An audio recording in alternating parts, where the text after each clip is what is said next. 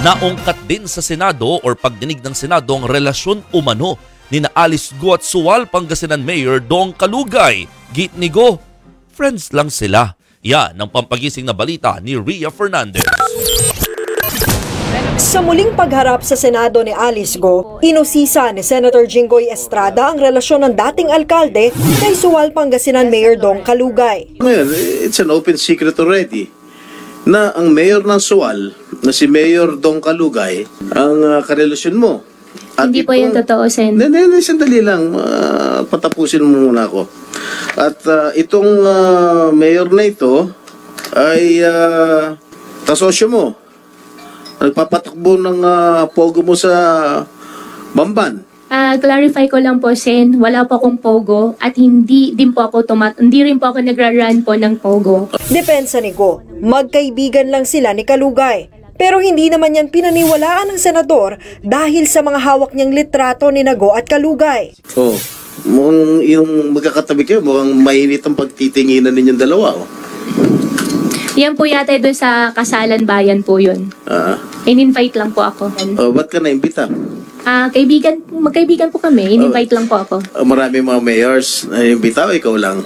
May mga ibang politicians po. Hindi ko naman po kakilala. Pero ikaw ang katabi? Siguro dyan po sa upuan magkatabi po kami. Lagi naman yata kayo magkatabi, no? Hindi naman po.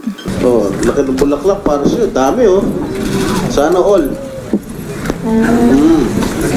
Tapos tinanggap mo. Ngayon, inaamin mo ba na wala kang relasyon?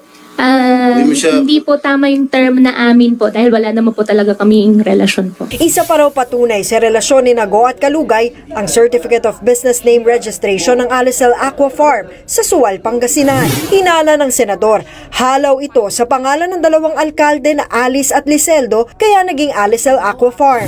Kahit kay Sheila Go nakapangalan ng Aqua Farm, iginiit ni Senator Jinggoy na negosyo ito ni Kalugay at Go. Hindi yan itinanggi ni Go, pero paglilinaw niya, hindi raw natuloy ang Aqua Farm.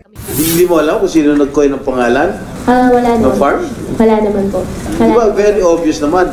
Alicel. Alice, A-L-I, tapos Cel, Liseldo. Ay, pero mamin, na malalim ang pagkakaibigan ninyo.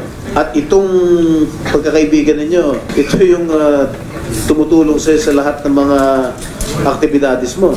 Naunang sinabi ni Senator Risa Ontiveros na posibleng si Kalugay ang nagkanlong at tumulong kay Go na tumakas sa bansa. Sa ikalawang pagkakataon, hindi ulit dumalo sa pagdinig ng Senado si Kalugay, kaya pinasabpina na siya. Walang ibinigay na dahilan ngayon ng kampo ni Kalugay, pero sa unang pagdinig ng Senado, dengue ang kanilang idinahilan. Base naman sa inilabas na executive order ni Kalugay, itinalaga niyang acting mayor ang vice mayor na si John Christopher Arsinue mula September 9 hanggang 13 dahil daw ito sa medical concerns na kanyang iniinda. Nagbabalita mula sa Frontline, Ria Fernandez, News 5.